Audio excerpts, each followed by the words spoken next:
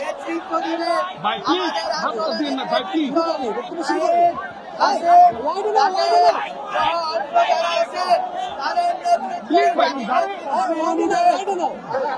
জাতি নেতৃত্ব মেনে দিবে। আমরা আমাদের কাজ করব সিভিল সোসাইটি এনগেজমেন্টের জায়গা থেকে। আমরা বিচ্ছিন্ন ভাবে কিছু করতে চাইনি। আমরা শুধু ছাত্ররা দেশের পরিবর্তন করতে চাইনি।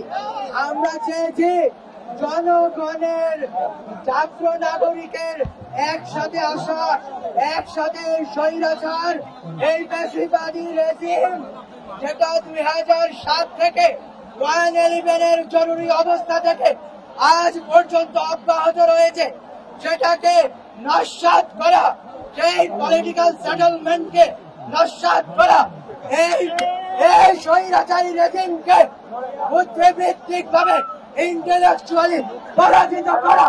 আমরা সেই কাজে আমাদের ছাত্রদেরকে হয়তোবা আমরা সহযোগিতা করতে পেরেছি। আজ আমি একা নই, আমার বন্ধুগণ একা নয়। আজ আমাদের সাথে সারা বাংলাদেশের শুভবুদ্ধি সম্পন্ন যতজন শিক্ষক, সমাজকর্মী, সংস্কৃতি কর্মী, ডান বামের বিভাজন ছেড়ে, শাপলা শাহবাগের বিভাজন ছেড়ে এক অনন্য মুহূর্ত বাংলাদেশের জন্য আজ এই ছাত্র নাগরিকের গণঅভ্যুত্থানের এই প্রেক্ষাপটে দাঁড়িয়ে আমার বন্ধু আমার পরিচয় ফাঁস করে দিয়েছে। ভুল করছে কি সঠিক করেছে আমি জানি না, তারা কি করবে আমাকে আমি জানি না, কিন্তু আমি আমার কাজ করে গেছি।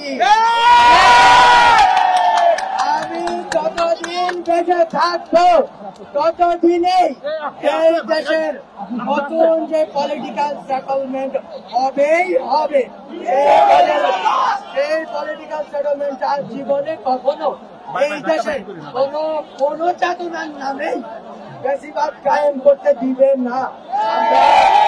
আমরা আজকে যে স্রোত বড় হয়ে গিয়েছে, এই যেমন আদায় হয় না।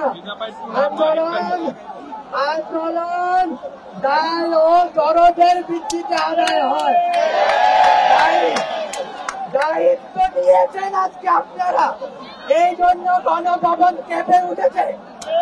লাগে নাই ওখানে, কথা বুঝুন।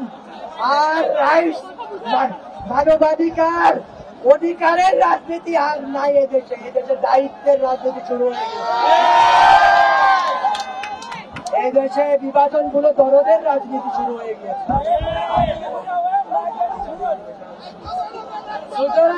সুতরাং আমি অনুরোধ করবো আমাদের যে সিভিল সোসাইটি অংশটা ঘটাবো, পলিটিক্যাল সেটেলমেন্ট নতুন করে করার সুযোগ পাবো। এখন আমাদের সামনে বক্তব্য রাখবেন সুপ্রিম কোর্টের আইনজীবী, আমাদের আইন বিভাগের গর্ব মনসুর